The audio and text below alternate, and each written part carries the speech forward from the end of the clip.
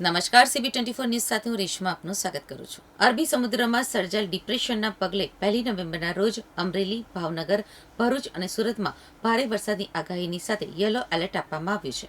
અરબી સમુદ્રમાં સર્જાયેલું ડિપ્રેશન ગુજરાતના દરિયાકાંઠાથી 300 કિલોમીટર દૂર છે, જેના પગલે ગુજરાતના વાતાવરણમાં પલટો આવ્યો છે. મોટાભાગના વિસ્તારોમાં વાદળછાયા વાતાવરણ સાથે હળવાથી મધ્યમ વરસાદ વરસી રહ્યો છે. આ ડિપ્રેશનના પગલે આગામી 1 નવેમ્બરના રોજ અમરેલી, ભાવનગર, ભરૂચ અને સુરતમાં ભારે વરસાદની આગાહી સાથે યલો એલર્ટ આપવામાં આવ્યું છે.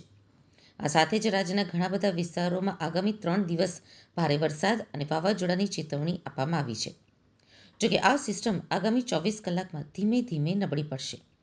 ગુજરાત રાજ્યમાં અરબી સમુદ્રમાં સર્જાયેલા ડિપ્રેશનના કારણે છેલ્લા કેટલાક દિવસોથી કમોસમી વરસાદ વરસી રહ્યો છે, જેણે ખેડૂતોની ચિંતામાં મોટો વધારો કર્યો છે. સૌરાષ્ટ્રના બોટાદ જિલ્લામાં પણ વરસાદી માહોલ યથાવત રહ્યો છે, જ્યાં રાણપુર અને ગઢડા તાલુકામાં વહેલી સવારથી જ વરસાદ શરૂ થયો હતો.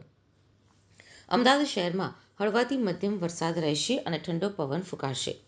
જોકે વહેલી સવારથી વાતાવરણ ધુમ્મસભર્યું જોવા મળ્યું હતું અને વિઝિબિલિટી ઘટી જતા વાહન ચાલકો પણ મુશ્કેલીમાં મુકાયા હતા. શહેરમાં વહેલી સવારથી ઠંડા પવનો ફૂંકાતા વાતાવરણમાં ઠંડક પ્રસરી હતી.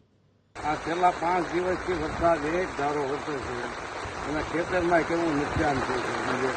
હવે કાંઈક સરકાર સહાય આપે તો સારું જ ભાઈ. આજે ક્યાંથી ચાલુ છે વરસાદ? આજ તો સવારે 6 વાગે જ શરૂ છે એક ધારો. ચોક પડે છે. બહુ વરસાદ બહુ પડે છે.